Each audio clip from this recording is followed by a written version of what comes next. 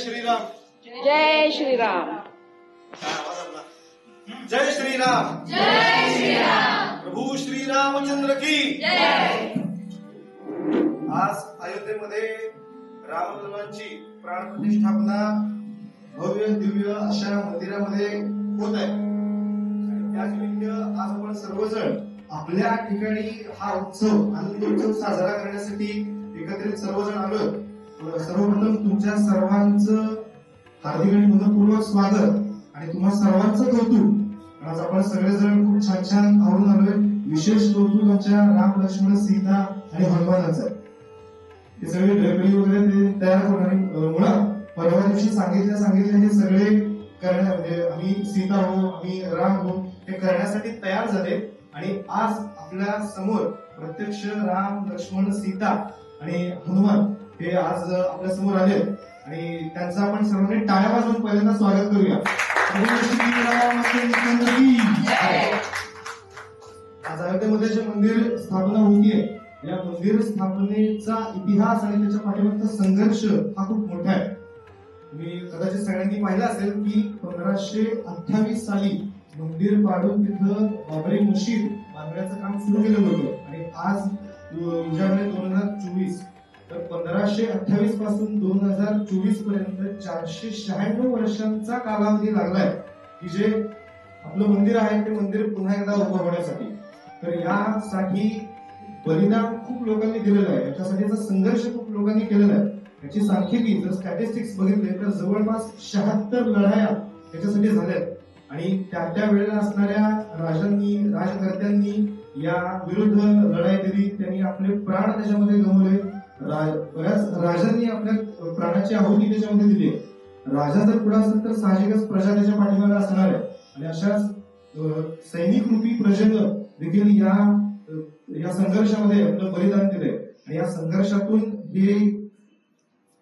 संघर्षामधून आज हे राम मंदिर उभं राहतंय.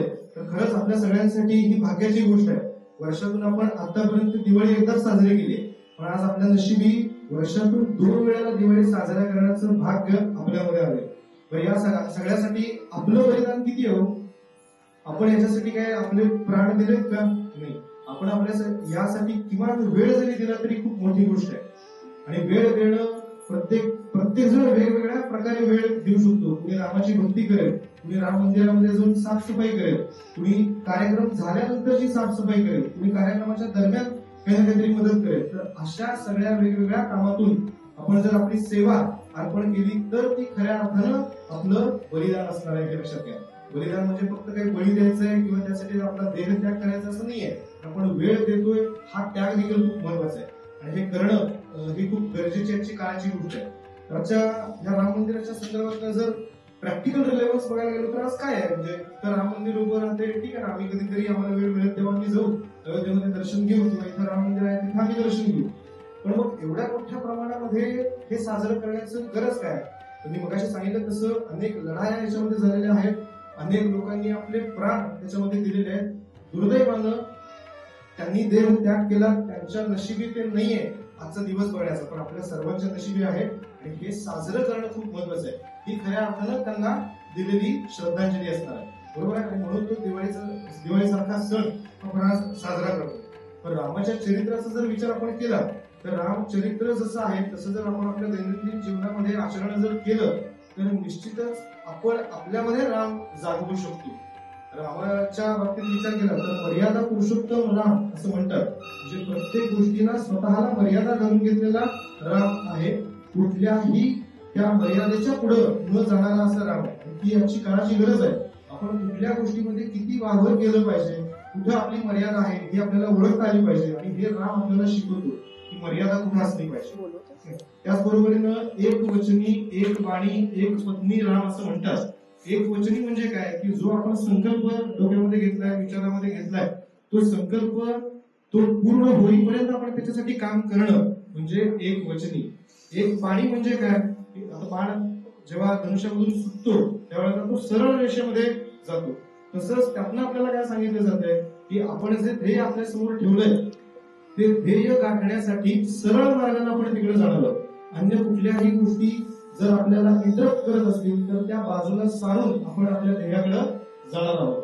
तर यासाठी एक बाणी राम, आज काय प्रत्यक्षात बाण नाहीये, पण बाण म्हणजेच आपल्याला ठरवून दिलेली दिशा आहे. त्या दिशेच्या मार्गालाच आपण सगळं मार्गक्रमण जर केलो तर आपल्याला आपलं ध्येय साध्य करता येतं आणि हे रामचरित्रातून आपल्याला शिकता येतं. एक पत्नी राम असं म्हणतात, त्याच्याबद्दल काही वेगळं बोलण्याची गरज नाहीये.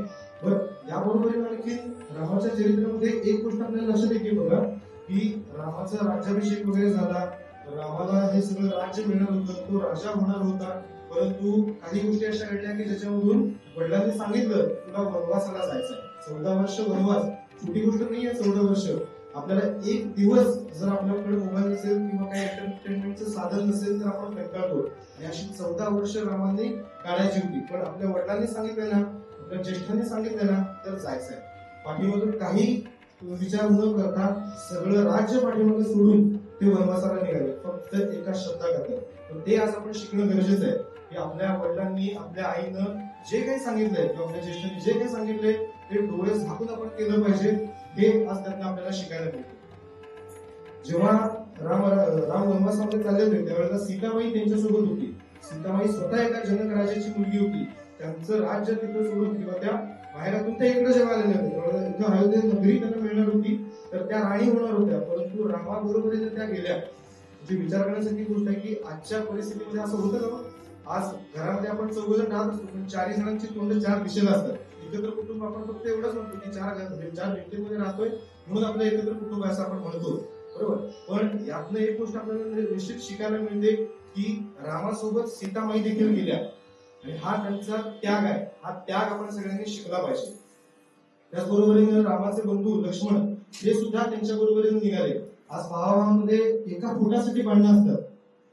हातामध्ये कोयता कुऱ्हाड घेतली आणि त्या एका फुटाच्या जागेसाठी भांडतील.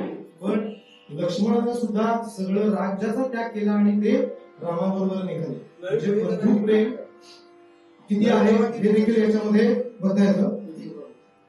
यानंतर आपण सगळेजण लाईव्ह सेशन बघूया आणि नंतर आगे बघूया.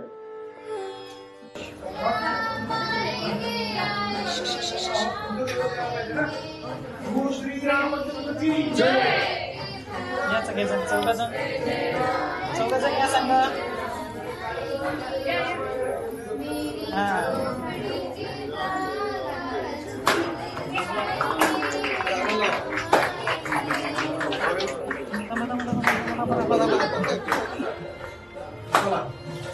प्रभु रामचंद्र की जय. हनुमान की जय. सीता मैया की जय. जय जय सिया राम.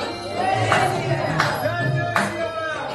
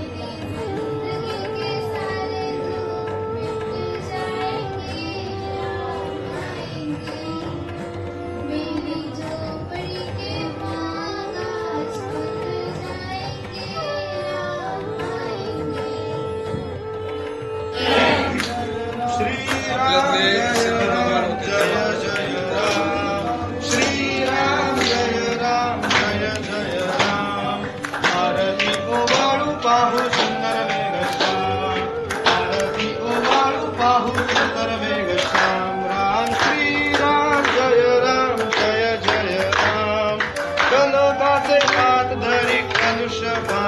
करी धनुष्य बाण मारुती हा पुढे उभा हात जोडून राम श्रीराम जय राम जय जय राम श्रीराम जय राम जय जय राम आरती उभारू पाहू सुंदर भरत शत्रुघ्न दोघे चोऱ्या ढाळीची सिंहासने आरूढले जानकी पती राम श्रीराम